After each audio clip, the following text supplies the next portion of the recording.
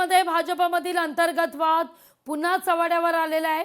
नाईक परिवाराकडून मंदा म्हात्रे यांच्या निकटवर्तीयांना डावलण्यात आले अशी चर्चा आहे। नवी मुंबई भाजपमध्ये अंतर्गत वाद चव्हाट्यावर येताना दिसतोय। मंदा म्हात्रे यांच्या उमेदवारांना देण्यात आलेला एबी फॉर्मवरून पुन्हा वाद निर्माण झालाय। काल मंदा म्हात्रे यांनी त्यांच्या उमेदवारांकरता तब्बल 13 एबी फॉर्म वितरित केलेले होते। यावर मात्र आता भाजप जिल्हाध्यक्षांची स्वाक्षरीच नसल्याचं समोर आलेलं आहे। या सगळ्याविषयी अधिक माहिती घेऊया आपल्या प्रतिनिधी आकांक्षा देशमुख यांच्याकडून। आकांक्षा, काय अधिक माहिती? नक्कीच आज फॉर्म सबमिट करायचा शेवटचा दिवस असल्याने पुन्हा एकदा भाजपचा नवी मुंबईतील अंतर्गत वाद चव्हाट्यावर आलेला आहे।